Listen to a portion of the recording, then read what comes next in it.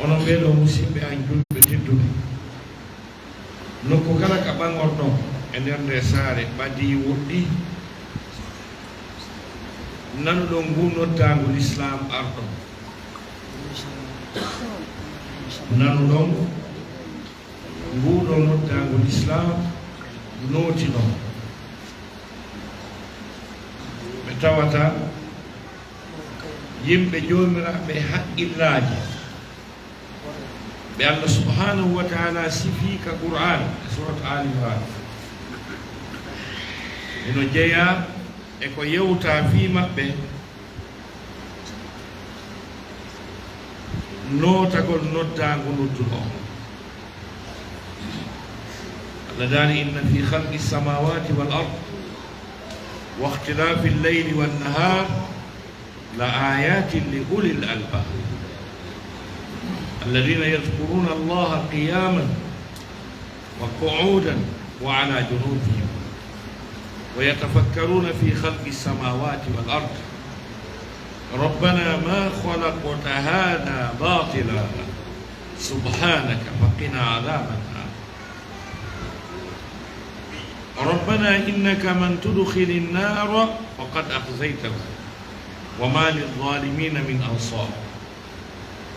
ربنا إننا سمعنا مناديا ينادي للإيمان أن آمنوا بربكم فآمنوا ɓeɗo ko yoga e jiyaɓe Allah honoɓe men sifa men yimɓe kono ko jaɓuɓe Allah jaɓi jeyeede jaɓi jeyal Allah ngal e maɓɓe wata folto ñamminoma yarne ɗannine ware immintinne ñaala woni ta foltono yo tawi ko jaɓuɓe ɗum ɗoɓe Allah sifiɓe o wi a enele woni tagugol kammuɗi ɗin kañum e leyɗe ɗen e yiltodirgol jemma on e ñalorma on enene woni e ɗum ɗo maadeji monanaji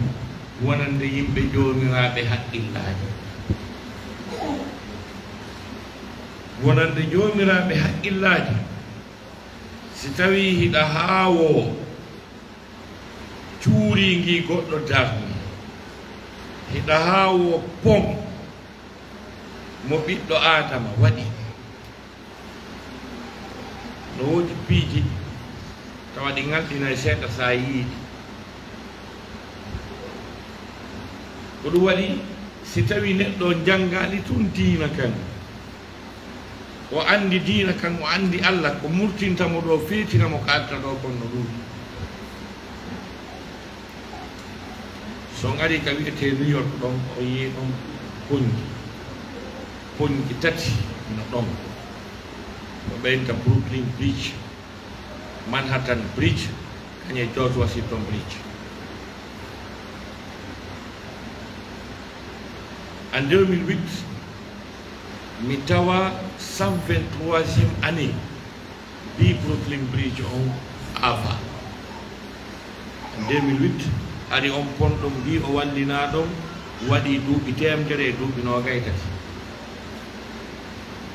si a ari noon jatigi a yii ɗum noon a yino ɗum avi a yii pont no ƴetti to yehi ha to tawa piliyewal ala tumbo tawa piliyewal ala tumbo a on tawi hunduko George Washington Bridge on lehi no ɓuri ɗin ɗon fo laɓede ɓuri ɗum ɗon fo wonde merveille et miracle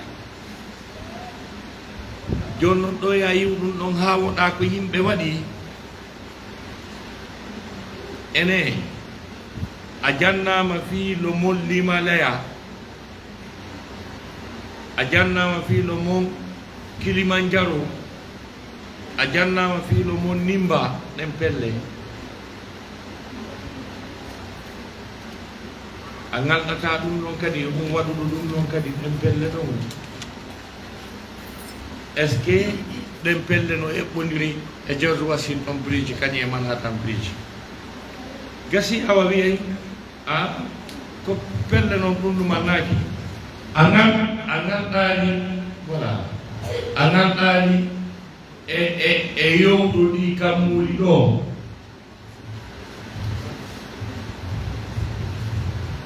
oɗo lamɗo américain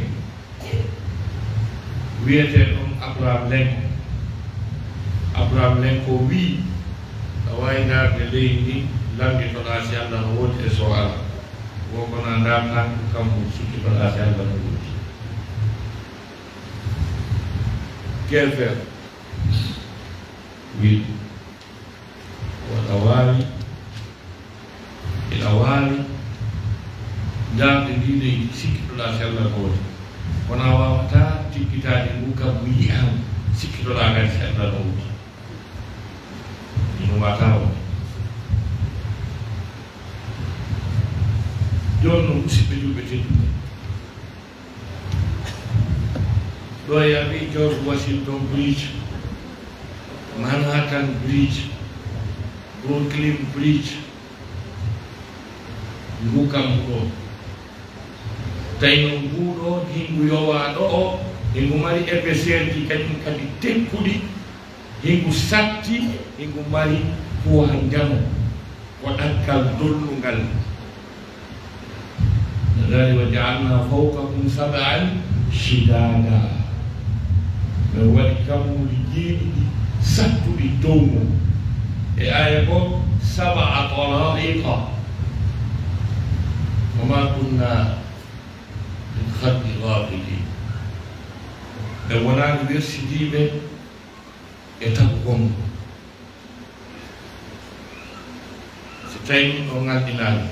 ko ɗum waɗi sikkitotoɓe ɓen fof si Allah no wodama so alaka si dalgal ko gonga Allah artirede ka kammu falam yanduru ila samai fawqahum kayfa banaynaha wa zayyannaha wama laha min furuj e aya go antum ashaddu khalqan am as-sama banaha Allah ɗum heɓɓe dara kammu ngu sengo dow maɓɓe ɗum ɗum heɓɓe dara kammu ngu sengo dow maɓɓe ko honno men tagiri ko honno men mahiri ngu kam ko honno men cuɗinirdi kammu ngun kadi Qur'an mo Allah okki Qur'an no weɗi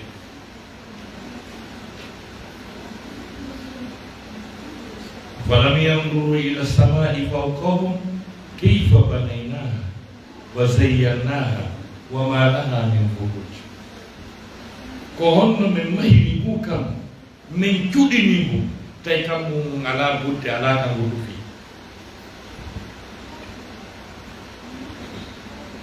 ko honno tuɗo afira ɗo hiɗen wawi o plafond ka woni ɗo ni si en noddi ingénieur ɓe aduna Allah o fof e architecte ɓe aduna Allah o fof en wi'i ka plafond ko woni ɗo ye ittuɗe pilier je itte ndimaɗi ɗo plafond o wonta ɗo kadi watama so se wi awa yo plafond waɗe ɗo plafond yo waɗe ɗo kono hara pilier alata ko yo yowe tun e hoore ni dallo vide tawa o hunde jogitaki ingénieur ɓe an Allah bo watade enen julɓe Allah ngu kam mo afandu ɗo ko honɗu koye hoore honɗu ngu tawi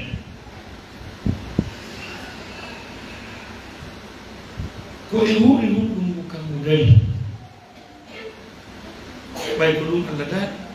min gayri amadin tarawna min mahi ngu kam ngu tata ngu alda e tugare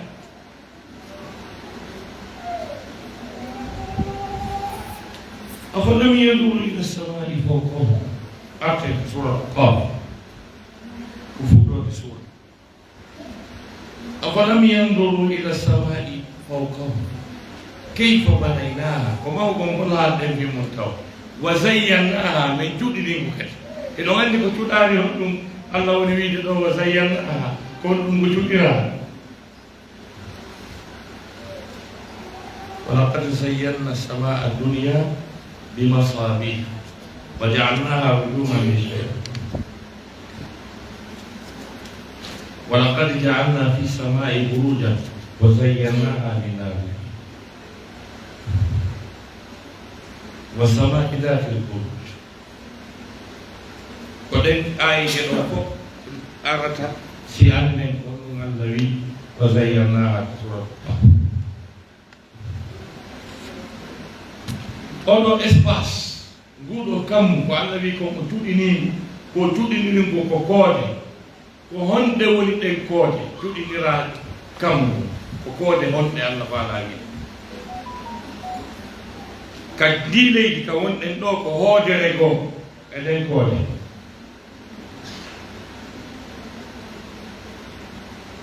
par ce que koode ɗe Allah faandi e mumɗen ɗo o haali fi goɗɗe majje o wi walaqad ja'alna fi samaa'i gonɗi men waɗi ka kammu burujan koode wa zayyanaha min cuɗiniɗe men labiniɗe linnasirina wonande yiyoɓeɗe ɓen ko Allah faandi burujan e on aya ɗo ce sont des planètes. Dieu nous parle des planètes. ko ɗen koode ɗen planète ɗe kadi Allah yewti fi mum ko suratul buruj Allah daali wa samaa'i dhatil buruj par le ciel et ses astres mi wondiri e kammu ngun kañum e koode makko ngu et ses astres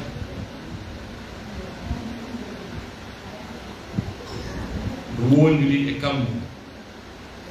c'est solo possessif. On parle de pronom possessif. Ma, ta, sa, me, te, si, notre, votre, leur. Pronom possessif. Et ces aspects. Mi wondiri e kammu ngun kañum e koode kammu. Joni noon ɗen planète je ko wiyete planète ko ɗum juɗinira kammu ngun. Joni noon jomiraɓe gande scientifique ɓe inni ko ɗe jeenayi. On parle de 9 planètes. Ndiɗo leydi ndi wonɗi e mum ɗo ko hoodere go'o ko ɗen koode jeenayi woni taarade naani ni ndi leydi ndi wonɗi e mum ɗo ndi daraki ndi turnude ndi yiilaade ndi yiilaade Allah daali ka amintum man fi samaa'i an yahsifa bikum al-arda fa idha hiya tamuru ko suratul mulk jangiro ɗum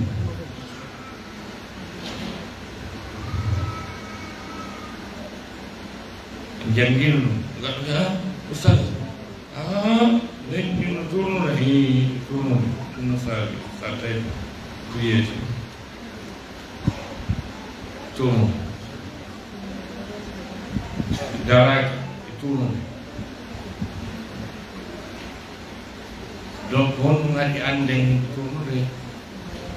ko par ce que ndi ala yeƴade nder mouvement mayri o Allah daali wa ja'alna fiha rawasiya an tamida bikum mi waɗe mayri pelle fiwata ɗi yiilodu e mo ala so ɗi yiili ke on andata ko haɗi kadi ande ndi yiilade repére ala e reera goɗɗum gosina kayɗum ko si tawno hara leydi ndi non ɗo goɗɗum no ɗa donc si tawi en fewti ɗum ɗon tournoyi ɗum ɗon wiyen ndi feƴƴiɗa kono ko kayri tout reenuɗen koye mayri tout wonɗen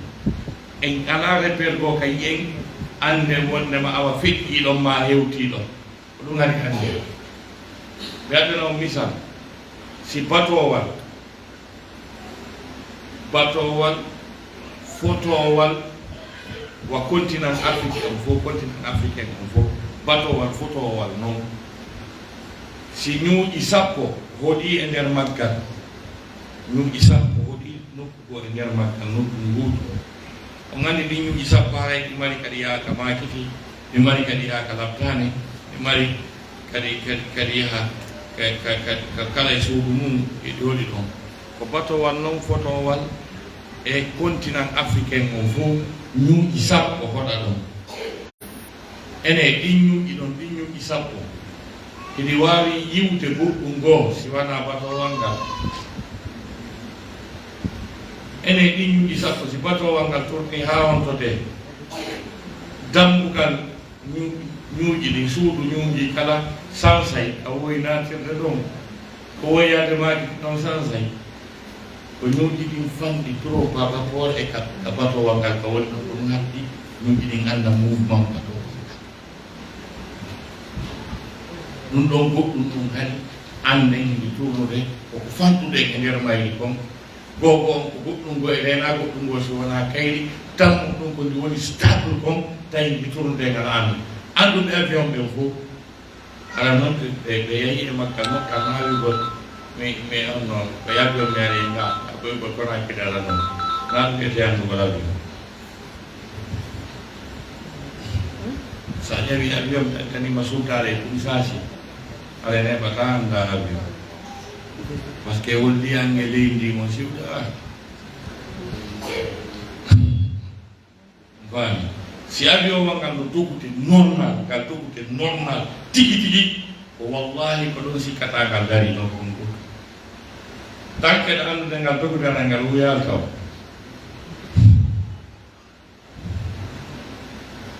tanke ɗo andude avion wa ngal no doggude hare ngal wuyal andi ngal doggude o tuma yewti ka tippoto ɗo o tawi ngal waɗa ni ngal waɗa yo anda kon si woni dow ka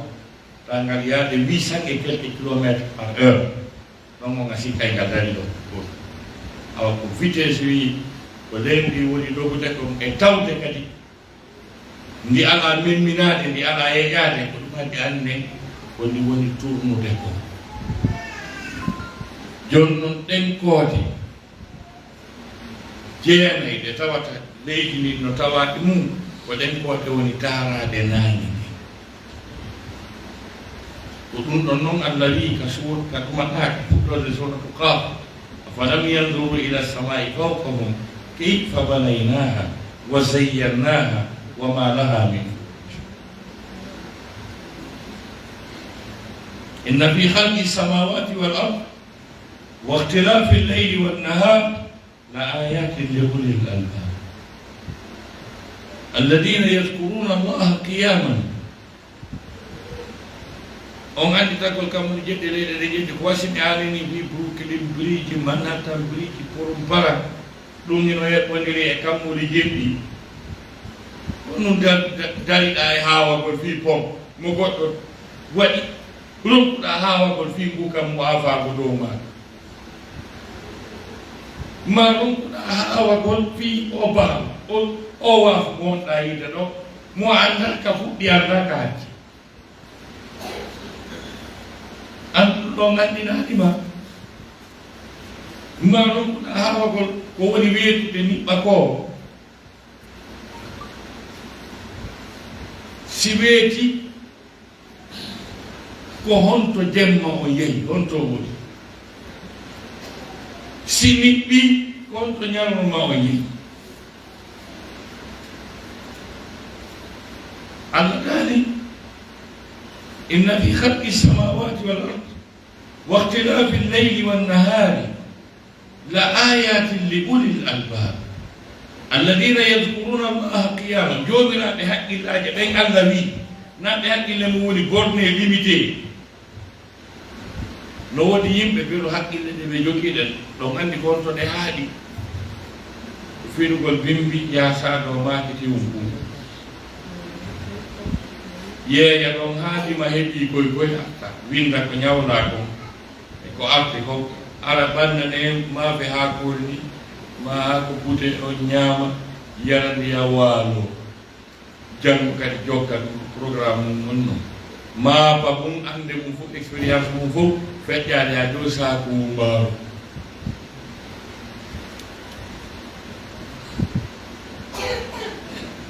kaako worɓe ɓen amma ɗon ɓen kañum haqqille mum ɓen fof si naati ka kuriru sakkini defi anni looti urgoji looti suudu ko haa ɗon haqqille nden na ɓen Allah wiye o aya ɗo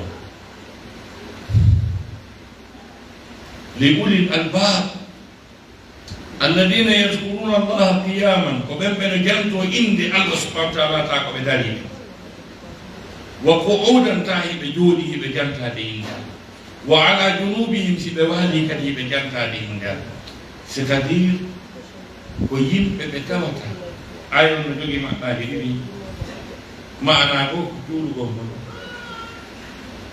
maana go ko waɗugol Allah subhanahu wa ta'ala mawninamo ka nder ɓerde mum ka nder wonki mum a tout moment ta mo andi to defi Allah mo andi himo wooda mo andi ko gonga mo andi dangal ngal ko gonga mo andi yiite ngen ko gonga mo andi aljanna mum ko gonga himo jiɓi so ma yi ko honno yeeso kon ta ɗum mo miijo ɗum ɗum no aani mum wa yatafakkaruna heɓe miijito ɓaawde ɓe tabiti eɗen dewe ko ɗum wonni wondema gurdam maɓɓe ɗam fof ala e saa'i mo ɓe ala anditude ɗi Allah ko par ce que ko neeɓuɗa ka ardano o sa woni ɗo duuɓi wuro ko ɗi position ji tati maɗa o imma hiɗa dari maɗa juuɗi maɗa waali ka ɗon andi position nayam o Allah tan men par ce que ala yowama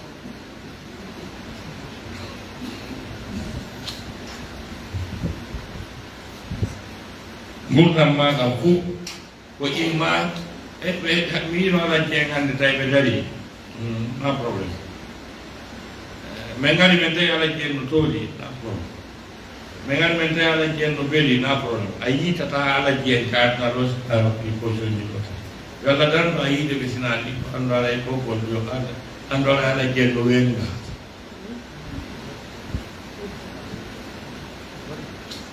ko ɗum ɗo holli bel ko ɓe wuuri kon fof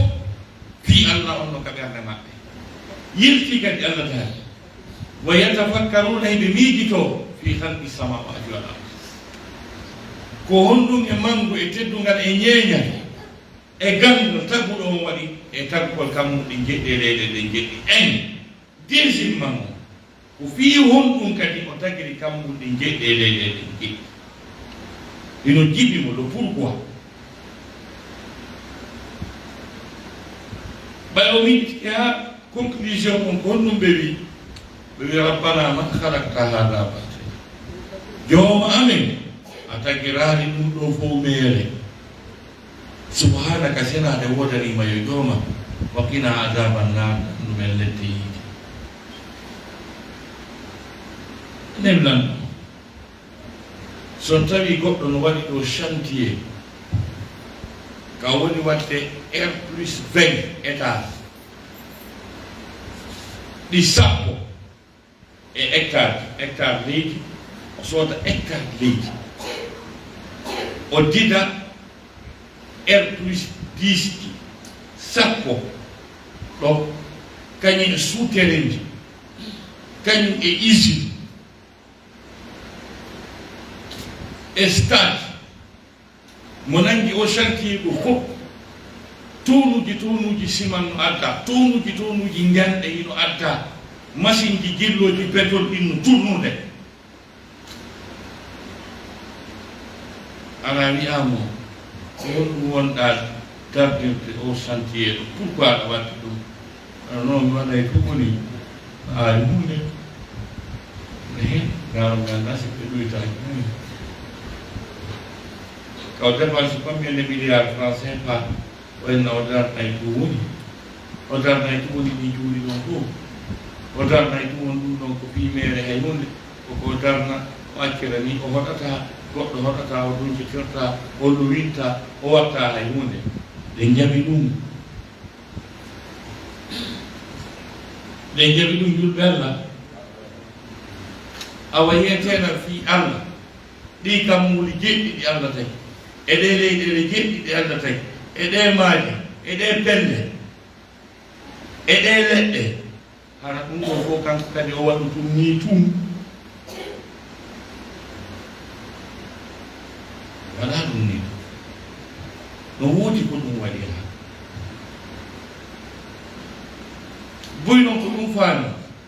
ɓe sikki o naturellement ɓe yi ɗon ɗi place jiɗi ɓe yi koɓe arɓe fof boo liɗɗi yoɓe ñaamu tun hendu yo wifiɗo tun yoɓe ñaamu tun haa ɓe haara ɓe profita ɓe yiya pelle ɗen ena ko touriste ɓe yiya canɗi ɓe jilda e ɗum ɓe wona touriste ɓe yiya canɗi ɓe yiya pelle sanɗi wiya hayya ala salat haji maɓɓe ala e ɗum kamɓe ko ɓe touriste hayya ala salat c'est pas leur problème suumaye c'est pas leur problème janngugol Qur'ana c'est pas leur problème ko ɓorta ko laala ko koye fubbo ara e restaurant mo yiɗɗo tano waɗi waaɓe oyi jooɗo ƴetta ndiyan ara ha wonde ɓe jiɓo ko honɗum ɓe watta tan mon ɗuɗaniɓe nana ɓeyna ɓeɗo yaltude ɗo ƴettugol hendu jiɓi ke jooɗi ko gera lawadde ɗo sampa lawadde promenade kamɓe pour eux ɗum ɗo fof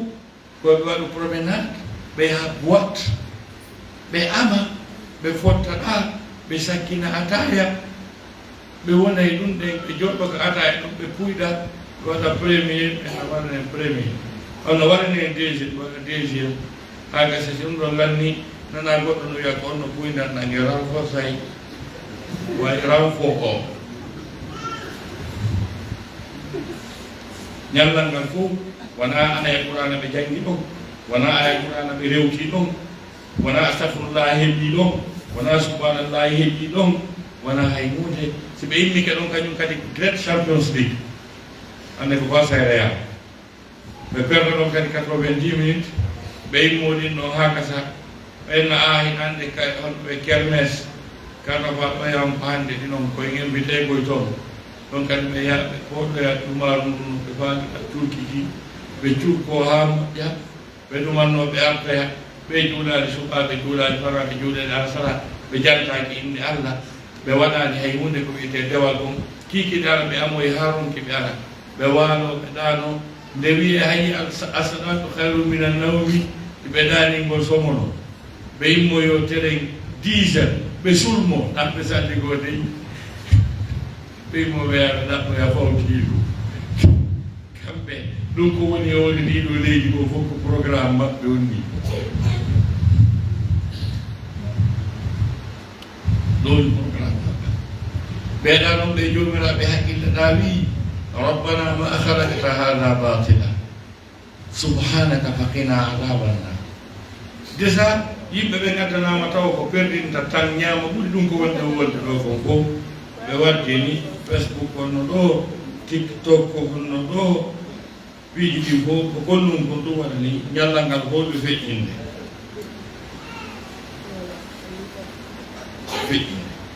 c'est à dire alyahude annasara addani en koko jattita en e ko tagira en sabu mum kon nangina en e meere fuufaako tawi noon Allah wiino wawɗo wa sifa noon taw kompiɗu wala tuti' man aghfalna qalbahu an dhikrina wattaba'a hawahu fakana amruhu furuta nadaari wata ɗoftude ta kompiɗu wota jokkodir taw kafu programme on momi wersidi ɓerde mum nden e jantagulani ala ka nder ɓerde makko ko anditata Allah wiya subhanallah ma allahu akbar ma yomi yawmi salligomi juuɗe ɗum ala nder ga ɓerde nde wersindinnama ɗum ko woni ka nder ɓerde makko ko Facebook e TikTok e haala wi fuufaɗal fuuwi e ñoole e baɗon e gimol e gammol e programme visa ji e programme yahgol e ɗon ɗum woni ka ɓerde makko fii Allah e fii julde e fii diina e fii janngugol Qur'an e argol kawajete ɗum alaa toon kanko Allah wi wowɗo noon watan kafiru taw ako way hunde wala tuti' man aghfalna qalbahu an dhikrina wattaba'a hawahu wa kana amruhu furta o jokki beleɗe makko de sa passion kala ko weli mo wonki hikko ɗum woni programme o siko biniri ndin ko ɗum woni programme siko tan ko ɗum ɗum ko ɗum woni programme siko jiwo on ko ɗum woni programme siko boito on ko ɗum woni programme siko dédicace ko ɗum woni programme makko kono fi Allah on o ala on ko ɗuwete wattaba hawa wa kana amruhu programme makko situation makko on fof laati furo tan ko ñaayi ko yuppiti furo tan bil fa'i wa ta' wa ra comme programme ullahi ala ma farrattu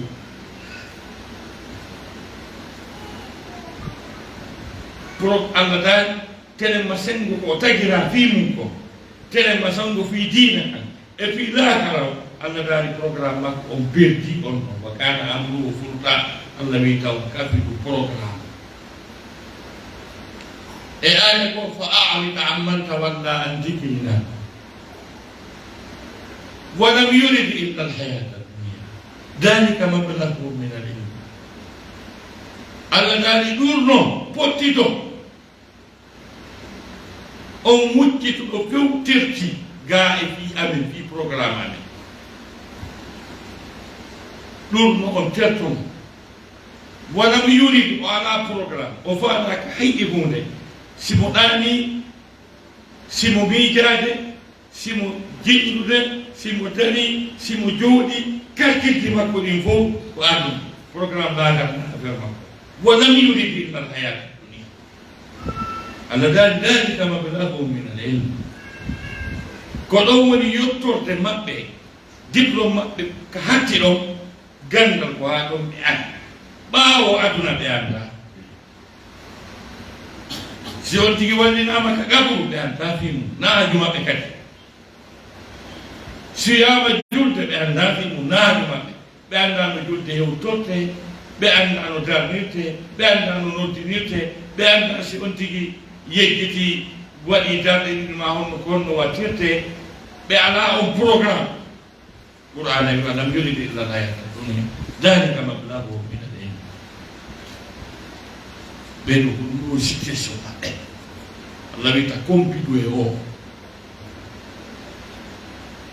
jonno kiɓe waɗi en sorte ta ko enen ɗanotota finida hay so yiidade mo kala ɗo yimmoɓe préféré ɓe makko ɓe woni femme ɓenɗo mo taji yiidata jelu yiɗi Michael Jackson ha faɗɗa hay wonɓe Amérique ta ko Amérique ɓe woni min mi ari la ville natale de Michael Jackson Indiana hay yimɓe wonɓe Indiana o heɓa ɗon wiwol ɓe yiimo kanko tigi har na télé yadi gari ko welaɓe Michael Jackson yiya noon goɗɗo hino ka ɓuri woɗɗitade Afrique no tampi ha signini hay kafe waɗade ɓira heɓata teewo yo Allah tannumo denna bo ma beera ma juldere tawi o yiɗa Michael Jackson ha o maya oɗo hay yiyatamo ha Indiana sakko ɓe goppe atu njennu woni warta ɗo fi Cristiano Ronaldo e Lionel Messi ta ɓe yiyata ɓe aduna si wonata ko télé ɓe ala kam maɓɓe tawa hiɓe wallini to Allah ɓe wallini to nelaɗon ɓe wallini to koɓe tagira fimu hiɓe gellana ɗo ɓe yiyata Qur'ana wi fa a'rid amman tawalla an dhikrina ولم يرد إلا الحياة الدنيا ذلك مبلغهم من العلم سكان l'islam on woni place mo onon sukaɓe en ka nder diina Allah suɓike onon Allah suɓi jonni diina ko fi hon ɗum mi wiyani ɗum enen woodi goɗɗo mo e nder julɓe ɓe jogiiɗo teddugal ko martaba ɓannaka Allah ha hewti annabaɓe ɗo jooɗi ɗo ɗon ndaara oustas tawi fimi nde jangi kalfe tati naami annabi wahayi ala e am babe ganna annabi mamusoro anna annabi ay ɓe kom débrouille ɗo o mi janggal waye gen parti ite joni non komini ko do e Allah wahyo tippi e mum woni annabi ala ko teddi ko ɓarnaka Allah telema sengo kadi ha hayo ke annaba ɓe fof maɓɓe Allah ko sukaɓe suɓi waɗi annabi ha nder nelali mawɗo annaba ɓe fof hay ko sukaɓe yewten fi seeɗaɓe maɓɓe Allah dali ya Yahya khudhil kitaba bi quwwa wa ataynahu al-hukma sabiyya hey ko ayo Yahya jogi to deftere nen doole men hokkimo kandangal hari ko suka siko annabi Yusuf walamma balagha ashuddahu ataynahu hukman wa ilma nde yettino tembe makko woni suka men hokkimo kandal siko annabi Musa walamma balagha ashuddahu wastawa ataynahu hukman wa ilma kankadi ɓawo woni suka men hokkimo kandal annabi Isa Jésus kaka duuɓi capantati tati makko Allah ƴenti ko 33 ans sonno annabi Ibrahima ñande o lantuno saranguji ɓeeɗin kon ɗum woɓɓe wi qalu samina fatan yaskuruhum qalu lahu Ibrahim min nani sukano wala piiɗi ɗum no wiye Ibrahima kadi kanko tigi nde naɗen men Muhammad kaka duuɓi capanɗa e makko onela woni annabi duuɓi capanɗa e ko mawɗo donc annabaɓe fof ko enen Allah suɓi enen sukaɓe ande neeɓi wiide ko enen ala feƴƴino sukaɓe neeɓi andi tolman eno bayano j'étais très jeune ko dawo saba voilà donc musidɓe julɓe ten kon ko Allah suɓike en jonni en annabako mais no woodi woɓɓe en ɗendanɗa hoore maɗa tawa kamɓe pinal maɓɓe ngal e faamu maɓɓe on ɓe wi ɓewtal taw kam e jaɓana Allah ngal ɗon Allah wi ɓen ɗon kadi Allah no yottima fa in yakfur biha haulai wa qad wakkalna biha qauman laysu biha bikafir Allah dali si tawi enen ɓe sukaɓe fewdiɓe ɗo e wi ngari men kin e sappo men gon e pinal men ngal en hewtal taw ka rondanoɗen Allah gandal di honno wiyete dongal diina kam o wii Allah dali o rondinno woɓɓe ko kamɓe ɓe jaɓani se fala waɗe se fala accen andubaɓe fof jaɓano sahabaɓe ɓurɓe ɓe hali ko sukaɓe Moussa bun Umayr Abdoulaye bun Ummu Maktoum ko ɓen ada waɗede ambassadeur juɓɓe ɓen Madina hay ɓe heɓade dañande duuɓi capanɗe Usama bun Zayd kaka duuɓi sappo e jeɗɗi makko jogui drapeau lalɓe julɓe ɓen Ali ibn Abi Talib kaka duuɓi jeetati makko o jaɓi diina Amr ibn al-As Khalid ibn al-Walid ɗin gayi ari ɓen ko sukaɓe wonno Abdoulaye ibn Umar sahabaɓe ɓiɓɓe sahabaɓe ɓen ari ko sukaɓe ko fayi ɓe Abdoulaye ibn Abbas mo nenaɗo makko eno ya hulam ka yo fayɓe sammillah wa kul ma yali ɓen hari kamɓe wonno savanɓe gandal diina kan e or jeunesse yagal maɓɓe musidɓe julɓe teddu ɓen ɗo fof jaɓuno ko Allah wi ko neniraɓe men ɓen no wawga e wata yewde fi sukaɓe ɓen accen ɗon fi jiwɓe Asma bint Aboubacre ko on ɗon kala ko sonnaɓe nanata ɗum nenaɗo ko ɓe nenayno hari ko jiwmu nene men nene Aïcha ko nenaɗo jommi nene Aïcha ari nene Aïcha komo duuɓi jeenayyi ɓe wondi duuɓi jeenayyi nenaɗo feƴƴini ñande nenaɗo feƴƴini ari nene Aïcha ko 18 tammati duuɓi sappo e jeetati nenaɗo maki feccere dina kal lantemo donc sukaɓe ɓe jangani ke dina kam watay jooɗo en tant que de jeune wiyen en jangata dina kan e nuɗɗota ko Qur'an o Allah addi garduɗa ɗo haɗa o tawa ceernojo wonɗo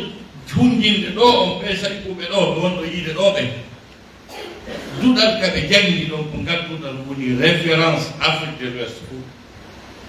Afrique de l'Ouest on fof ala ceernoɗo maîtrise o Qur'an seeditana hayro ko Cheikh Isaka Ba on jimɓe ɓeɗone so tawi ɗeɗo ƴogoyi ka ɓundu tigi tigi ɓe ari ha ɓe hewti joggol ɗo amma joni ina jinda ɗo wat yuppi Tuuba ɓayno wodi payɗe sukaɓe boy yuppoɓe Tuuba woɓɓe ɓe sa yiiɗa wannay bo a sikkay ɓe fala wonde ɗum ɗa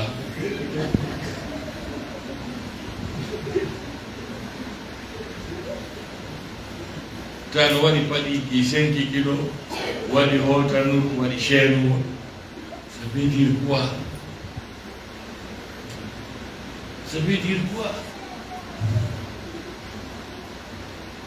wona fi suka ko saɗɗata ko watta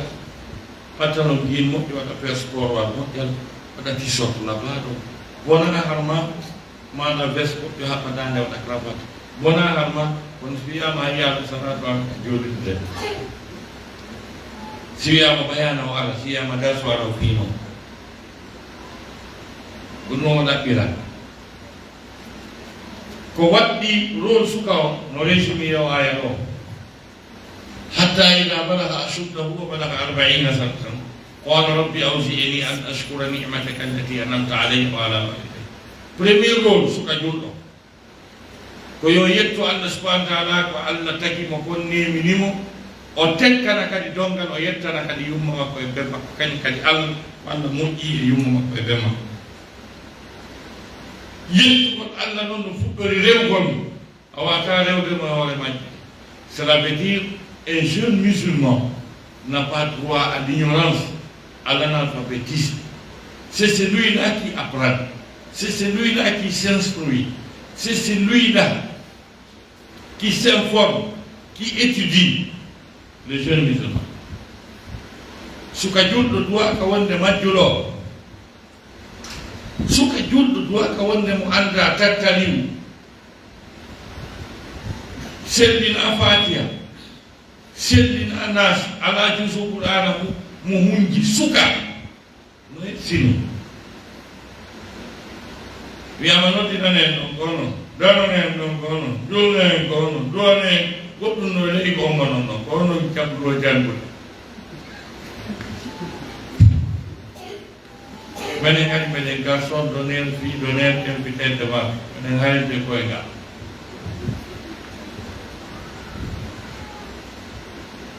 to suka jabru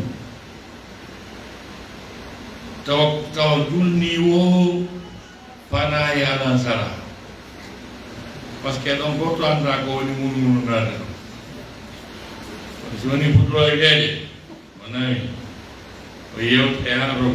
o wiyata sappa ɓayna mi ko dawɗo mo wiya gorona goro billata bil teɗina te ɓay tattali wanda ko ɗum ngakkata ɓa goroɗa gorobi e jaɓu ɗum so ɓe sukaɓe jommata ɗum ɓe debuli ha ɓe heɓa qul wallahu taɓa waɗu ɗo qul wallahu ɗuñande ko suka yette jallojo ko ɓiɓɓe mum andi fa ɓe laynoy ko wittuge qul wallahu ɓe wawi ko jidrao ko jedde o ko min ɗume qul wallahu ɓe wawi tawi ƴetta qul wallahu ɗum o wawi ɓumji andi rabɓe ɓe surrete ha siko monike tahoɗo ko halduɗon ɓe surrete si ɓe monike ɗum ko ɗum ɓe andoto wiide so welditoyi ɓe no ɓe annda no ɓe woliri garanti hay usate maɓɓe ɗo e ɗum noon e to anda goɗɗum taɓe andire ko ɗum ɗo ɗum donc premier rôle ma ko andugol janngugol ko ɗum lakhdari wiye awwal ma yajibu ala al-mukallaf tashihu imanihi thumma ma'rifatu ma yusli bihi fardu ni si iwti ɗon deuxiéme rôle suka julɗo Allah daali anishkur li wa li walidayya o yiɗugol yumma mum e baabe mum netanoɓe yenganoɓe ɗokko te jaɓan tanki jeune e jeune baɗum ma watto ko fune seykiɗo baɗe taƴuɗe hunde musatama wona ɗon ha ɓe nawna ha ɓe ñawsata ala ko nabiraɓe ka naftani ala ko sornaɓe ordonnance nona ɓe sukaɓe no inna hay sa janggi ha gayni heɓata golle a falaka golle hakkude ma e Allah sa yalti jogoye ɗo i bindi ha kikiɗa a yiyata ka birki biyete a yiyata a ari kam akiti ha hande goɗɗo soodi dongal wiɗa mi rondantoma o wi a rondotako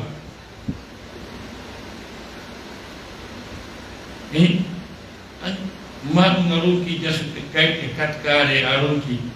ha gonga ma ɓi ɗum ko a paresi tu fais pas travailler c'est tout donc ko sa wakkili kede a golli si wawa goltinde yumma ma si wawa nabde yumma maɗa ka labtani ma ɗum babe maɗa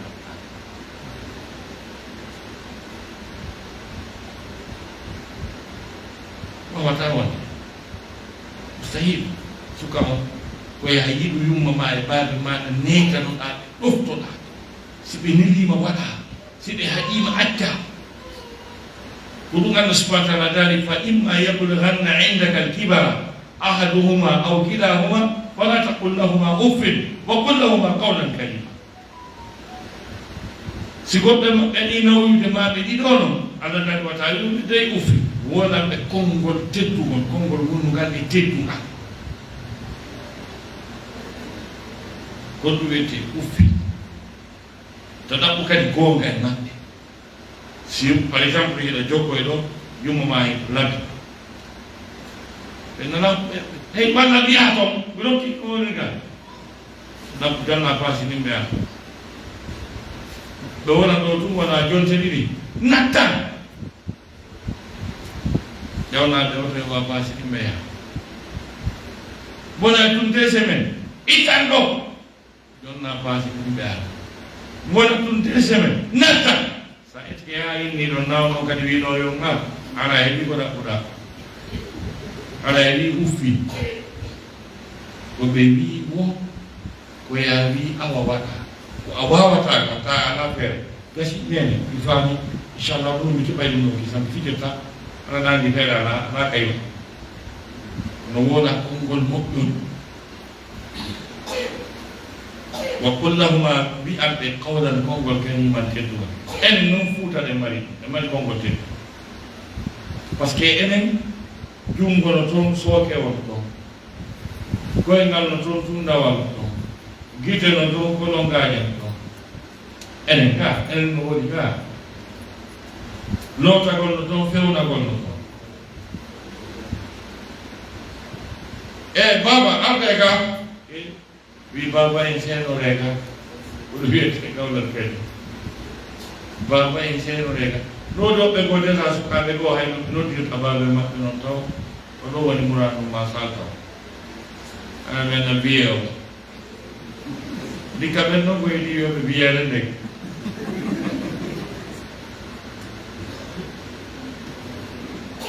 kono biye o ngatti gati nani o biyere nde no nder ka ha ko balde ko biyere moƴƴa noddiren ɓe yiiɗi noddiren ɓe teddugal suka julɗo ɗum ɗo woni deuxiéme rôle makko wa an amala salihan tarda enen ɗo golla golle moƴƴe ko welata sukan ko ƴettu option ko adda makko ɗo wiyano wonay électricien wonay mécanicien wonay maçon wonay opérateur économique wonay médecin nanga goɗɗum ɗo golle ka société ko yimɓe ɓe wiira albarka battiyari ka ɗon tawa si otowal paani ɓe noddete kono otowal paanata ɓe nodde na mécanicien ɓe manquirtake mbuuɗi fii ka jonnude noddeɗa na njula ɓe manquirtake jalnowo noddeɗa na enseignant ɓe heɓata ɗo nawɗo noddeɗa na médecin jo a suka an ɓe noddima o tuma ɓe ƴa ndaaro noon ndi ñeeri ndi lannata o sa noon ɓe laɓɓi to e maji ko ɗon noddeteɗa andi mawɓe ko wandu no ñiiri ñaamugol tabi wonde ɗo ɓe noddi ɓi balati wangal tew ɓe helli ha lammi kamɓe ɗo ɓe ɓeydi ɓeni on baba mbeɗa ɓeni ɓe ɓeydi kadi o makka ɓe heldi haalanni mawɓe tawi haali marti ɓeni on noon min ɓeydane ɓeni ɓe ɓeydi suka on heldi haalanni on sayi ɓeni kono haali o yi mawɓe ñiɗɗe awa du'anoɗa to yo Allah hokkorante to oyni baba min koye o noon ko wawɗa ko min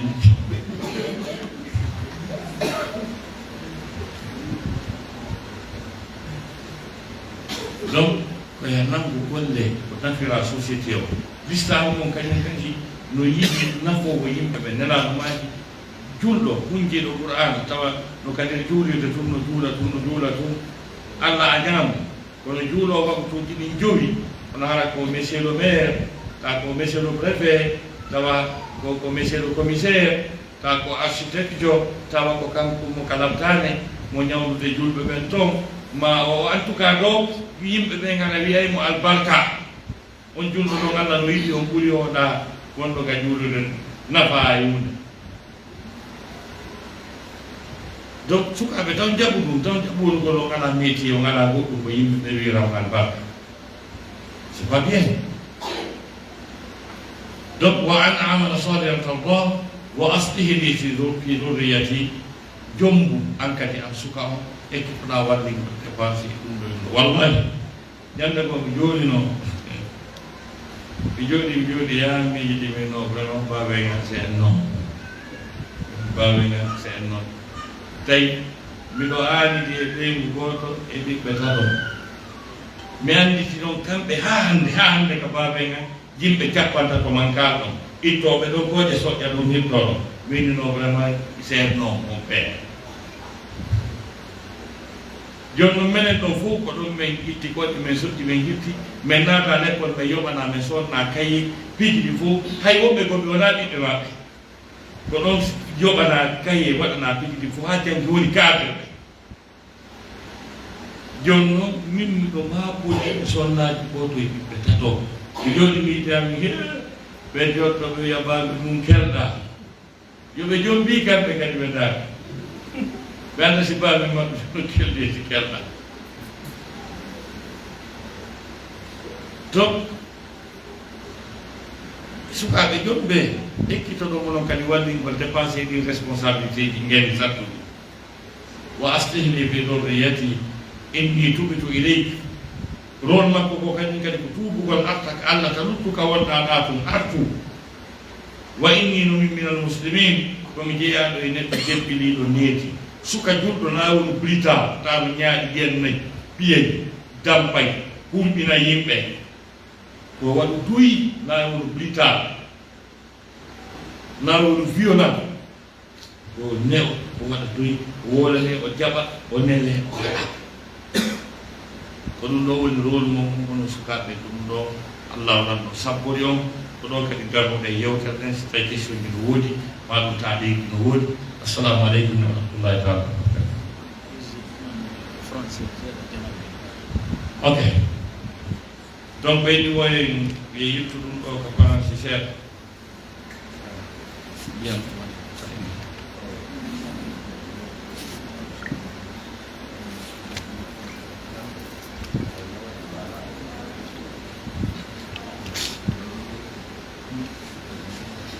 bon, mes très chers frères et sœurs en islam, le thème intitulé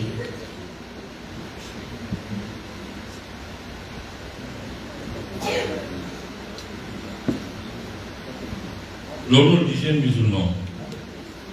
dans le sens de l'épanouissement de l'islam. La jeunesse étant la période la plus précieuse de la vie humaine, l'islam a donné un intérêt particulier à accorder, à réserver la première place à la jeunesse. À partir du moment où Allah subhanahu wa ta'ala a choisi tous les prophètes parmi les jeunes. C'est-à-dire tous les prophètes étaient des jeunes. J'en ai évoqué les quelques-uns. J'ai parlé du prophète Jean, là où Dieu dit dans un verset coranique, c'est pour dans la sourate Maryam, Dieu dit aux gens, tiens fermement au livre, nous lui donnâmes la sagesse alors qu'il était jeune. J'ai parlé de Joseph Youssouf.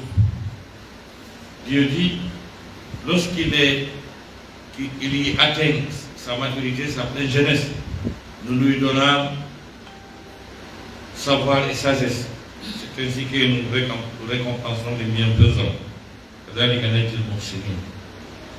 C'est presque le même verset aussi avec Moïse.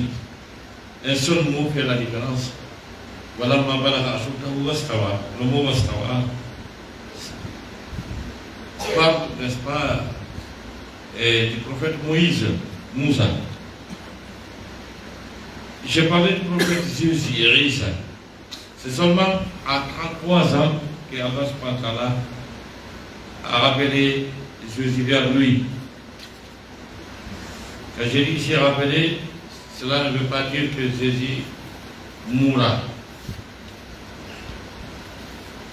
Parce que dans la conception islamique, Jésus n'a pas été christifié. Il a été sauvé par Allah subhanahu wa ta'ala.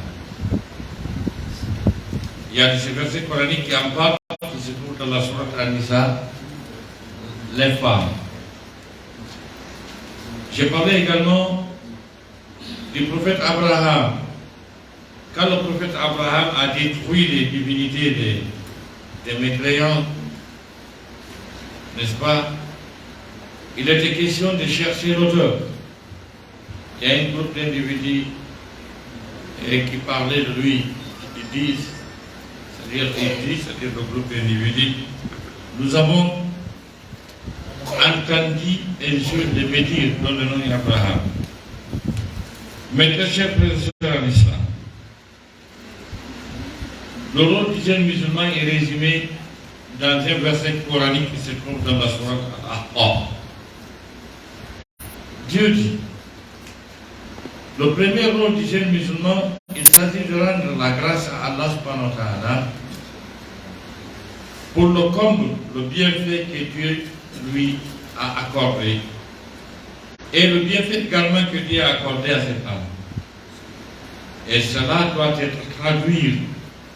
par l'adoration. Et on ne peut pas adorer Allah subhanahu wa ta'ala dans l'ignorance. Cela veut dire que le jeune musulman n'a pas droit à l'ignorance, à l'analphabétisme. Son premier rôle, c'est d'apprendre, c'est d'être cultivé, instruit. Voilà le premier rôle des jeunes musulmans. Et après, il adore Allah subhanahu wa ta'ala. Après, il rend la grâce à Allah subhanahu wa ta'ala. Et après, encore, son second rôle, c'est quoi? C'est d'être obéissant à l'égard de ses parents. Il les écoute, il exécute les recommandations, excepté seulement et la mécréance d'Allah subhanahu wa ta'ala ou bien la désobéissance divine. Un jeune musulman ne sait pas celui-là qui manque de respect à ses parents. Il y a certains parmi eux, même leur façon d'appeler leur papa est totalement dépourvue de toutes sortes de respect. C'est pas faisable, c'est abominable, c'est illicite. Et encore, le rôle du jeune musulman, c'est quoi? C'est de se marier,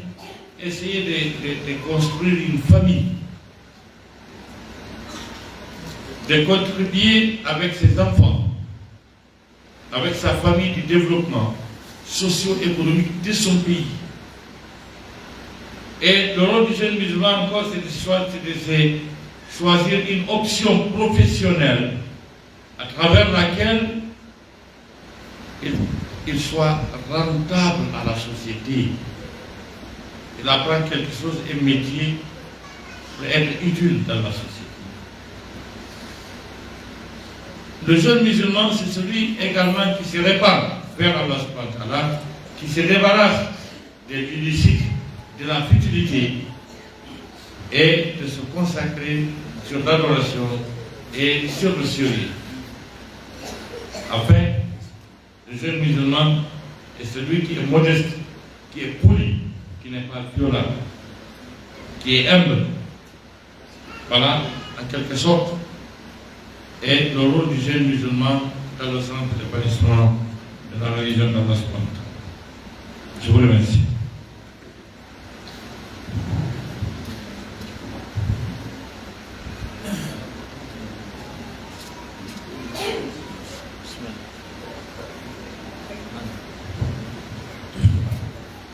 Insyaallah aray enani ko tierno ni yeuti ko aray turki Allah subhanahu wa ta'ala wala windam be barajini wala nabe undo e pesi mabbe moƴƴi ende tawta be wawana hoore mabbe aray turki Allah subhanahu wa ta'ala enen ɗo fof hiɗen mari golleji meɗen accituɗen arden hedinen Allah konngol Allah subhanahu wa ta'ala rayden toro Allah subhanahu wa ta'ala ɓe waɗata en e jihaɓe makko ɓe o sifori ɓe wi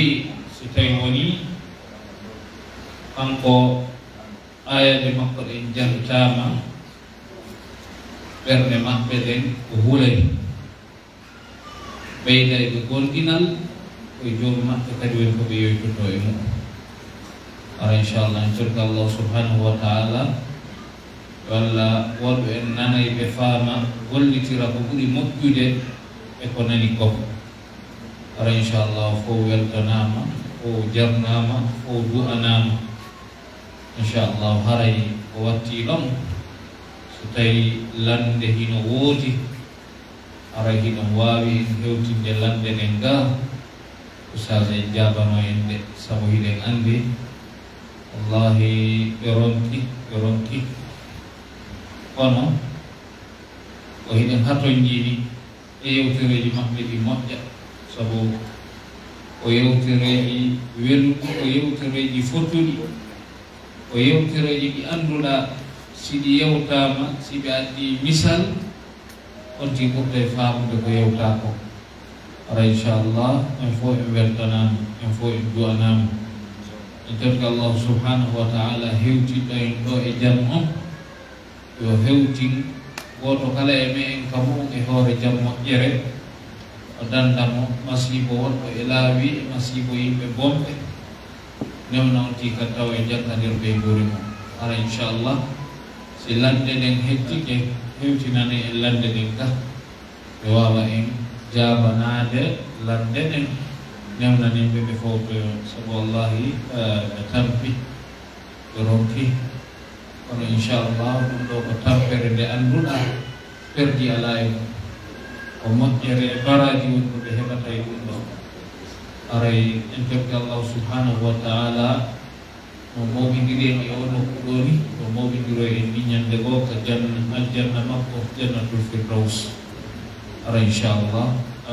mawɓe men fatiɓe hikkiɓe yeeso yo Allah hinnoɓe yafonaɓe yafaɓe enen kadi o kay battane moƴƴo inchallah haray ƴewtinani en lande ɗen gaɓe jabano e niɗɗi seeɗa inchallah assalamu aleykum wa rahmatullahi wa barakatuh.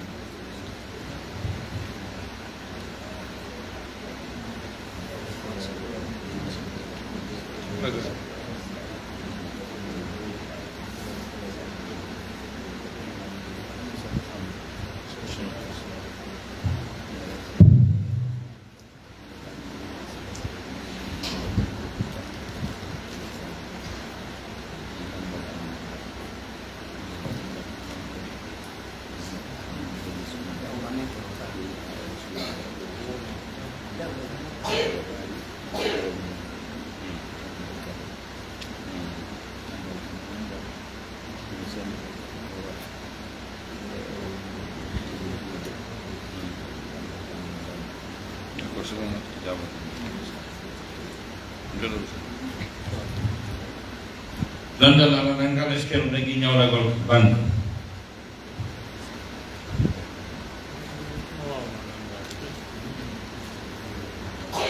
inchallah ko haray landenen ko fii fof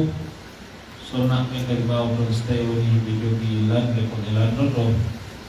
aray higa wawi windude e kaydi hum lande nden hewtata Ustaz en jallama en inchallah assalamu aleykum wa rahmatullah. banque ci ɗin ɓurɗi ɗuuɗude e majje ɗin ko ribaɗi kullete ko riba banque ɗin gollete joni noon tamme ngo mbo wuurɗin e mum ɗo fayida goɗɗo watta wuurude e ɓaawo si winni ɗum ko wuygol joni ara kanko o udditata compte banque o waɗa ɗon wuurde ko ɗum ɗon mi wi naawi ɗo goɗɗo wata wuurde o ñawlaki banque ha ɗum mi faatata ko par ce que sa voyage ay saɗa ɓe visa ɗan ko banque piiji buyɗo luway suudu piiji buyɗi randoto ɗum mais udditugol compte ɗon harma compte ɗiɗi goɗi noon e tati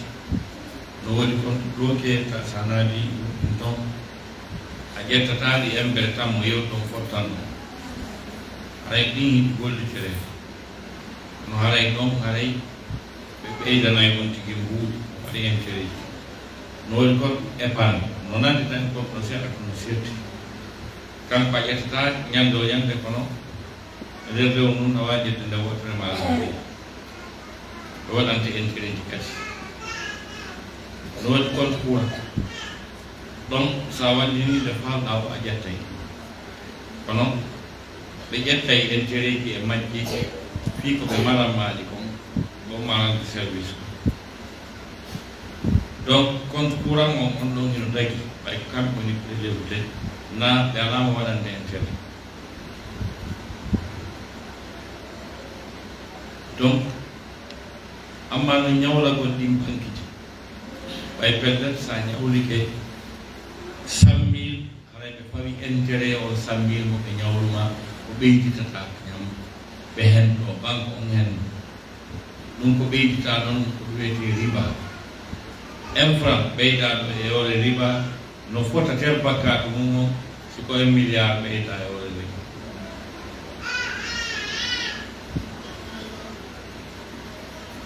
tagota ko sellata ko julɗo ñawlo ɗum par ce que affaire riba no nder mum no wonno banque ji joni gollitoroɗi no l'islam ko faalano ɓekka ko finance islamique ta ɓen noon ɗa wawi ñawlade ɓe ɓe hollete ko laawol o ngo rewɗon e ñawde hara kadi haabitade Allah subhanahu wa taala ay ko ɗum noon ɗaɓitete wallahu ala wa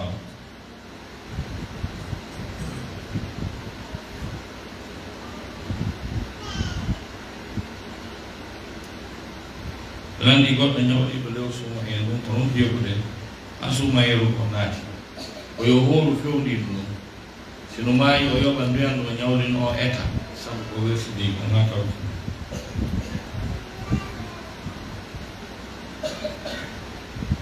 ɓe landi kon woni ñawore howrugol ñande julde horgol ñande julde ko watta yimɓe ɓe ngora ñande julde ko sikkitagol ngol fii est ce que hande ko julde kana julde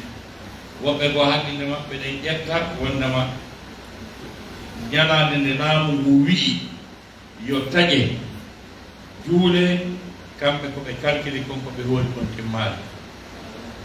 ɓe hoora noon nde ñande yimɓe ɓe hooli ɓe yaade juula e iidi ɓe artata ɓe hooli mbi Allah tagi ko wiyete majjere ɗum ko ɓen waɗoɓe ɗum noon nattana ledde alal ko wiyete majjere kamɓe jeeyi majjere ɓe hokkuli o ɓen yahoɓe juula ɗiɗi artata ɗum wawata sendude nano l'islam mum ko gandal islam mum ko ɗiɗi telema sen ko humgol ngol e huntagol ngol ma yettodire waɗa ma nurne kala han fottirte à 100%. ko wasinela sasamaji hoore sabu yiyegol lewru hunte sabu yiyegol lewru si tawi niɓɓitani on timmine jappantati no waɗi koye famade e humgol korka kam humgol korka kam na affaire oustas tawi na affaire oustas Mahmoud Karimam ko affaire autorité c'est à dire ko halfinaɓe fi diina kam ko ɓenɗon jeesita tawi a hoore ko ɓen kadi wiyata taƴe anana yimɓe no en min goɗɗo woori talan sikke min goɗɗo ñammi talan suumaye ɗum ko haala majjirayo hay joɗo nela sasanama ɓe waɗayno commission ko jinda ɗaɓɓita lewru mum si ɓe yi lewru mum ɓe ara ɓe yeeto nela sasanama yamira yimɓe ɓe ɗoon namu kala desina tammo o ɓe nanay kadi ɗaɓɓitoɓe lewru ɗum so tawi ɓe ari ɓe waɗani nelaɗo contrat jiha gasi ɓe wi ɓe yii woni gonga ma wona yimɓe ɗiɗo nunɗuɓe fewɓe wiyoɓe yi lewru si ñaami humu gongol goto nunɗuɗo si yihi no jaɓe donc ko wanon wona ene desida joni noon si laamu ngu wii hande ko julde si laamu ngu wii janngo ko julde ko yon taƴi ñaama hara hiɗen felliti ɗe yarana janngo na julde ɗum duwaten wadde l'islam l'islam ko wii ko ñande laamu ngu wii ko deñande ko julde ta ɗe felliti neñande ko koye nde suumayo koye ñaamu ha haade dew yehen juule ɗiidi ni ha moƴƴa yoɓoye ñalla est ce que o faami wi koye ñaamu koye ɗofto ko laamu ngu wii yehen ñaami ha moƴƴa yehen juulen iidi wono ɗen joggi men kesi ɗi on sayi ɗum hooroyen ngal ñalla yuɓitel ngal est ce que ɗum sonkete piirete lurrete si waɗirama ɗum l'islam o si bindi ɗi jokkama on tigi ɗoftike aray allah wallima ɓaynenaɗo maki assawmu yawma hamannas korka kan ko ñande yimɓe ɓe moori iidi ɗum ko ñande yimɓe ɓe iidi joni noon si tawi an a fof iidi an a iidani min ɓe ñamintanan suumaye ñallan suumaye fowle ɗoftike laamu ngu kañum ñaami an tun gonno waɗirta feere feere ko goto ɗum no weeli nelaɗo waaki de iidi ko ñande yimɓe ɓen iidi si wayi noon haray ko yaa ñaamu ko yimɓe ɓe ñaamu ɓe gorɗo kesi maɓɓe ni ɓe yaa ɓe juula iidi ɗum ha moƴƴe tes ɓe ñaama ha ɓe yaara on sahi ɓe yoɓita e ñallal lanni bandiji dariɗi ɗi wiyo ñaame ɗin kanji allah ɓe famodira hen kala est ce que o faami ɗum ko ɗum woni nder toon allahu alam dañiɗi ko ɗiɗo question ji tati woɓɓe nandi holno nongal notorte harno timmi no nongal notorte no fuɗɗori taw ndiyam ɗan longal notorteɗam ko ndiyam laaɓuɗam tawa ɗan sansa takamme ko ɗam ɓurata kon e takamme majjan on ko ɗan ɗon longal notorte ndiyam saaɓi o janɗan no tawa e ɓan ndiyam malmalle neesi ndiyam ɗam woni fondi deso wonti ndiyam no lootere ndiyam kolori ndiyam candini looto ndiyam bara ɗon ko ndiyam lanɗa lootore noon fa par ce que ko ndiyam laaɓuɗan noon sifaɗin piiji donc ko sifa on so tigatti ndiyam ɗam on tigi sooɗo laaɓi tati o loota iwi ko wuɗɗu haa ka koppi haa ɗaɓa so gayni noon o salligi tosoko ko wiyete salligi tosoko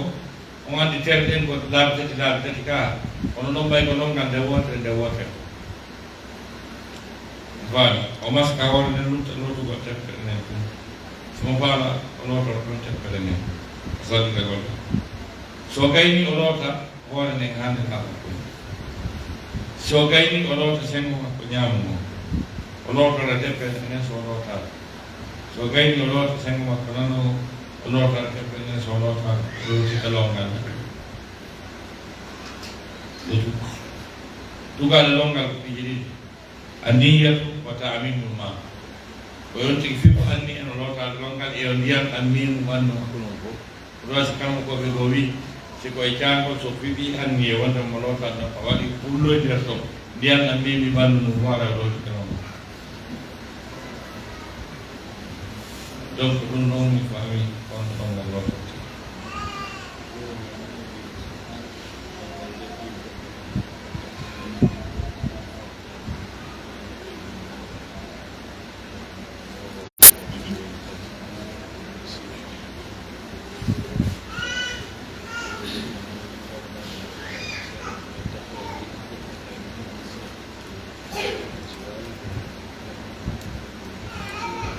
belandi sonna benno haray ko honno bemmol to juri cewdi lema kalonga ma o tatiyas ko wata tatiyas o mi anni o si tay ko comme laani no laani o wadi teno ella ko sala mais si tay ko tatiyas tawa tekkay ha tawa ndiyan na ngampe say mi ko buri ni no wata sen donc fi ko be hana ko tokku go sukunu kono kala noone no ɓe mooroli moora kon ngon aɗay no dagi en laala longal ngal kañum kadi ɓe loototo e hoore morɗi ɗi si wonaara ko longal ƴibingol siko longal ƴibingol woni lootaade ɓe sañca e juuɗe amma siko longal fi mandi ma ɗum ɓe laaɓi ɓe lootaade longal ngal ɗum no gon ɓe sañcata juuɗe ɗin kono hoore nden ɓe ɓuɓɓina e ndaade nokko wallahu alam donc alhamdulillah question ɗin ɗon an niɓeru kamɓe ɗoɗi ay kadi say kuy ɗon ko lesdi ronki donc haray e mi anda so jonnata mi tawa men o e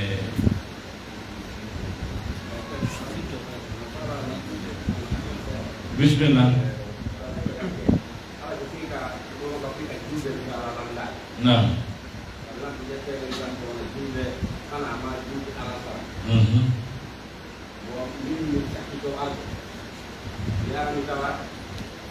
nam mi tawa imam o naɓi ruku cela veut dire mi arani wi Allah akbar ko déjà mi tawa imam o naɓi ruku awni ɓe mi heɓaani fatiha mi waɗaani fatiha ɓayde ko aray ko julde aray koko suuɗate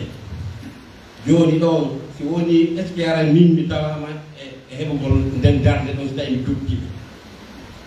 tawi mi heɓaani fatiha e darde nde est ce que aran nden darde ɗon min mi heeɗine logiquement aɗa ko nomi faala humpita c'est bien leere wo leere nde goɗɗo ali nela so sama aki si on fokkiti juulugol sallike salliki moƴƴo yaaron doyi ka tawɗon ɓe wo jokki toon si ɓe salmini timmino e riwaya ko e riwaya ko si ɓe salmini yomo ko ɗum waɗi iwi ka neɗɗo gayni sallikade ɗon ko fokkiti ka jowlirde ha e mo ka nder kuɗɗude ɗowa ka wolde koko woni o jonnon so ari o tawiɓe dernière position fi yo heɓu darde nde ko so tawi almami on no turi o ɓattaki si almami on no turi o turike ha gasi haray nden darde ɗo no heɓide hay so janngade fatiha kan fatiha ima mo woni fatiha makko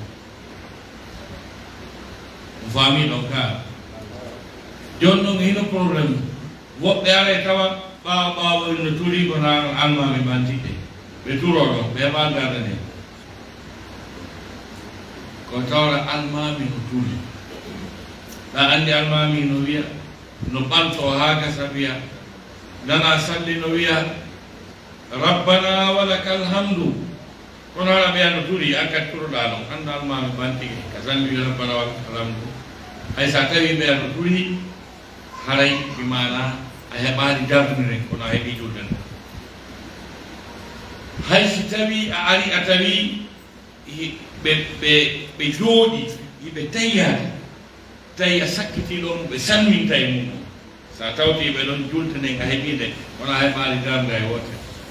kono nden julde ɗon heeɓi kono darde nden ko so tawi almami a tawi almami on no turi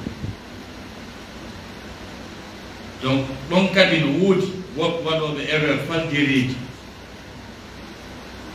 si ɓe tawi noddaɗo hande goto expérience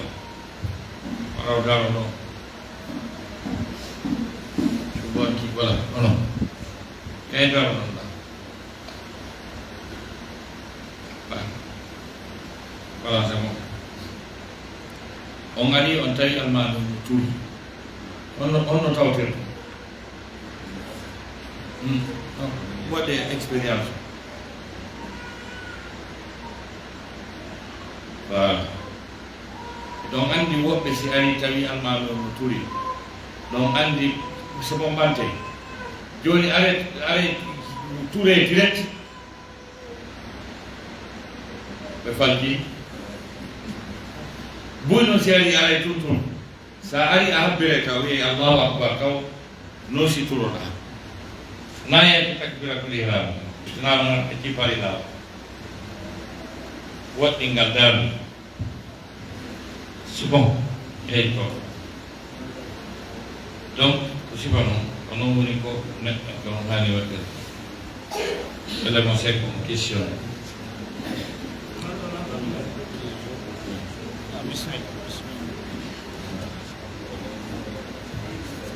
Assalamualaikum Pak. Alay ko suddi woni ko ƴetta yi kam wonde mum atigi o modi makko yamini mo buuma kal o buumi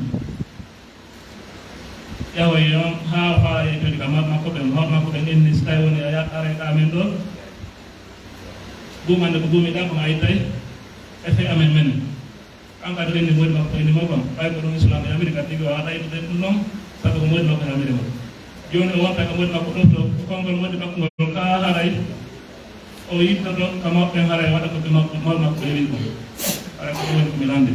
salamu aleykum sonna joom so buumiki e ley jamani e ley konngol woni makko ay buma ko ngol eno moƴƴi no taɓete bindi ɓe ngoli nela ɗon ko ɗum ɗon ɓe wanno ɓe ngoli saaba ɗum ɗon ɓe wanno ɗum ɓuri moƴƴude sonnaji noon si ko ɗum ka suuɓi ɓanndu no bowayi e yeeso o e newɗe eɗen ko ɓornago ɗum noon kadi no wona waɗa bakkade on noon so buumike aɗa on noon ɓuri balaade on noon kadi ɓuri dandude yimɓe ɓen tana e kasara e alfala joni noon si modi makko yamirimo o buumike ha gasi ɗum wara ko mawɓe makko ɓen sonnaji on buumata ko enim buumanta ko baaɓe mum buumanta ko koto mum nene goto baaɓen goto buumanta ko ɓingira o mum nene goto baaɓen goto sikko ɗen piiji ɗon ko ɓen no fof laaɓe o buumanta yo ar o ittana ɓen noon niga o ala probléme sonnaɓe goo no buumi ɓe annda ko hombo ɓe buumanto ɓe annda ko ɓe buumi tanto ɓe annda kadi sanga ka tawata ɗon ara ɗon newnanaɓe si ɓe ka nder cuuɗi ayiye woɓɓe go ɓe ka kuri ara ɓe buumi ɗon wonɓe ɓen buumanti si gorko e gottana toon ɓe walli dotojo maɓɓe ni ɓe jokka kiifu maɓɓe donc si tawi noon ara mawɓe makko ɓen eno faala ɓuri ɗum ɗon ko yo buumu few duwa ɗum mo yidde mo duwaka mo yidde yiya aɗa eɗen wiyan mawɓe on sonnajo ɗon ɓe jeyafi buuma ko ɓe jeyafi diina na programme maɓɓe ɗon na prérogative ɗi maɓɓe ɗon wona surface maɓɓe ɓe terto ɗum ɓe hokki kadi jiwo maɓɓe on nanni hokki ko on ɗon jeyi ko joni on andi ko ɓurana wi ko watun ni saɗa saɗa faade hinnanila jonde sonnaɓe dengeji maɓɓe ɗin kono ko dokkal c'est à dire ɓe wowno wiwde mi yeeyima jiwo ɓe wawno wiide mi luɓima kono ko ɓe wi ɓe okki ɓe andi kanko andi programme makko si wona hano o yamiri mo yettugol Allah kono si tawi ko wi yo waɗ ko bindi ɗin ino tabintinni hay so tawi ɗum ko sunna moustahab on programme nen makko bawi mappani ɓay hane no daganimo taw itta suddita yeeso makko ngon ñeen makko e ɓaawi makko e yamma yimɓe en tori ko ɓenno yimɓe accu sonnaji o mo walla modi makko yamirimo kon ɓay ɗum no feppodiri e ko Allah wallanno e kono aɗo yiɗi kon ɓe yetta Allah hande no woodi jiwɓe probléme maɓɓe on taw ko jip ma ɗo roob tawa ko iwi pantalon naɗi pantalon iwi kilotiru naɗi kilotiru iwi koolan naɗi koola ka ko ɗum ɗo woni ɓornateeri maɓɓe ɓe jiwɓe ɓe woodani woodi hande ka mawɓe maɓɓe suusata worude ka yiɗaɓe on waɗi pantalon guin braille ha walla fredi dari ay loto sukunu ha ɓorine awa e tuma ñaariru naate nder ma fe yalti si Allah wallima nasiba ɓen jiwɓe heɓuɗa ko jiwo wi o minni buumoto hamdino yetta Allah tertoɗa ɓayni mo tagi ka o ɓuumitanoma an babel maɓɓe kono wata on tigi daro dey e ko Allah waɗan ɗo yamiri kon o wiye wiite komi adori noon koy yeeso kon e ndewe ɗen si yaltiti no yona ɗum mi adori kono ɗum ɗa kadi no mari pindi no mari dalil ko ɗum ɗo rewɓe nelaɗo ɓen fof waɗi e ko ɓuri heewde ɓeygol sahabaɓe ɓen ɓe ɗumno e gueje maɓɓe taw goɗɗo sakko hunde nde ɓeygol nenaɗo waɗi e hunde nde ɓeygol sahabaɓe waɗi taw goɗɗo sakko yon tettu ɗum o hamdino yettade wallahu ala wa alam Assalamu alaikum. Saya bilang dalam lagu saya beri jika dulagor pati pentaber. Saya imahan kalau di jam dalam Al-Quran kemudian dari harap pada bulan dan danda. Ino nunggu di gollete. Ene muru bebe. Kalau di hutan ya baik kali. Dan inna nahnu nuhyi al-mauta wa naktubu ma qaddamu wa atharu ko men woni ko wurti tamayɓe ɓen ɓe winda kala ko ɓe ardino ɓe yaade mum e ko ɓe accino ɓaawo e batteji maɓɓe hadis mo Cheikh Abdoulaye Al-Bassam addi on ka deftere makko wiyeten Tawdihul Ahkam sharhu Bulughul Marami hadis wi ɗon jangane makko mom e yaasi fam kamo ko ten ko konngudi ɗi addi woɓɓe maɓɓe wi ko nde mo maaya jangga fiyo may nden newalo woɓɓe wi ko so maayi jangga nertamo waraji ɗinon yiɗi selli fam on ko anndugo noon ko fewno on ɗum waɗete ɗo woni haali ɗum janganen ɓe yaasi janganen ɓe ɗum ɗo nerdem no dagi kono ka berɗe naata Qur'ana jangete woni ka berɗe few naata Qur'ana jangete woni ka berɗe few ɗo jangete ɗon ɗon nemaji du ane musidɗo mon mo nini o nandete joni on duwani o windi kon jangete amma noon si ɗi nganndoyi janngogo Qur'ana nerda ɓe baaji ni Allah laayi ɗum konngol karamo koɓe wallahu a'lam wa a'lam alayhi assalamu aleykum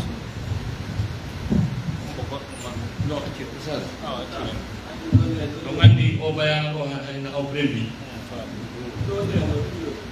voilà amin ɓe maaki on voilà programme Inshallah aray program dokoy on alhamdulillah en heɓi hande ñalorma e jemma ara inchallah janngo si Allah subhanahu wa ta'ala mo yi ko jiglo waɗoyta aray karamo Allah subhanahu wa ta'ala newnani tawe gon ara inchallah harayno mo aray ko janngo hakkunde fana e on e alansara so juuli fana o jiglo to ko ɗon fuɗɗoto jemma kadi si geeƴe o juulama aray watte wajuji ñallal ngal goto jemma o goto jiglo ara inshallah e juma on si Allah subhanahu wa ta'ala no muuyi aray ko ka juulirde men ka nokku men ɗo woni ko juuleten aray ko teddungal meɗen en fof aray enen tawaɓe ɗo ɓen koye yetti ga eɓe tawa ka ɗo ɓe yettinen kadi ɗokkeeli ɗin fof ka banngal ka village ji o sehiɗen anndi hawnaki ɓuy no ara ka saare ga e juma o ma walla ɓuy si humpitike e areɓe tawi de e men ara inchallahu teddungal yimɓe ɓe fof maɓɓe juma ko ɗo juulete aray janngo ñalorma gooto waɗde jiglo e jemma kadi gooto waɗe ara inchallah ko woni programme aray si feƴƴi ɗon juma on si en salmini tawi haray koye jonnude laawol kisan accemɓe waɗa baɗiyatto soni ha to on kaw towal dom arayno andirno ɗon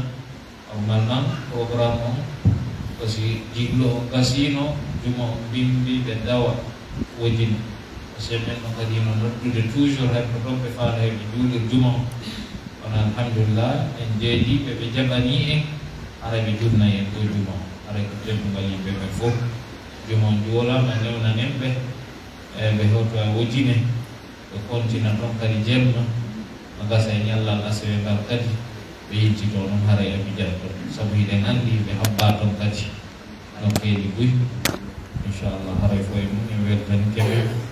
en du'ani keɓe en jarniɓe inchallah haray ko waddeteɗo kadi ɗon anndi imam o ko woynatude e juma on ɗo koye 12h30 kono haray nden ñande koye 12h00 woni ko dosage en natata haray yimɓe men ɗo wakkilo ara law 10h30 ma walla 11h00 yimɓe men ara falaɗo ara heɓde place ɓe juulide ka ma yeeso o ɗo ara law wona ɗum base ji wadde ka yaasi jonti yawali arde haray ɗon wonta place makko haray ko teddugal yimɓe ɓe fof inchallah e juma on aray ko wiɗi 0 usage en natata ɓe fuɗɗo fuɗɗuba inchallah so ɓe heɓani en ɗon leere gooto aray ko ɗum ɓurɗen faalede inchallah ko teddugal yimɓe ɓe fof aray ko weltanama ko jarnama ko do'anama aray torka Allah subhanahu wa ta'ala yo Allah reenuɓe ɓeynaɓe cellal ngal dandaɓe woni ayɓe reenaɓe ga e masiboji woni iwrandeɓe celle ɗen fof aray ene kadi en torka Allah subhanahu wa ta'ala yo Allah reenu danda e masiboji wonde iwrude sengo yeeso me en wonde iwrude sengo ɓaawo me en wonde iwrude ka sengo ñaamude e wonde iwrude ka sengo nano e sengo dow e sengo leydi ara inchallah yimɓe ɓe ɓuy kadi hino togi du'a uji en anndi hino woodi nawnuɓe ma walla hino woodi nawniraɓe ma walla hino woodi sattiraɓe ara e torki Allah subhanahu wa ta'ala nawnuɓe yo Allah subhanahu wa ta'ala ndikkimɓe nawniraɓe yo Allah subhanahu wa ta'ala ndikkinaɓe enen senduɓe e torki Allah subhanahu wa ta'ala yo Allah tabintinan en cellene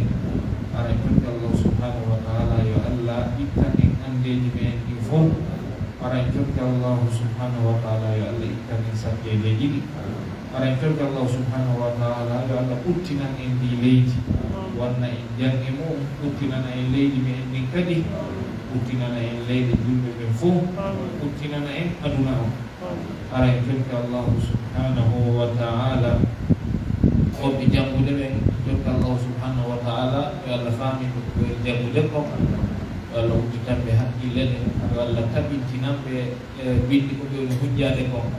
ara en torki Allah subhanahu wa ta'ala wonɓe ɗaɓɓude arsike ɓen kadi yo Allah udditanɓe arsikeji ɗi haqqanaɓe kataji ɗi hokkaɓe jawdi waɗandi barka hokkaɓe jawdi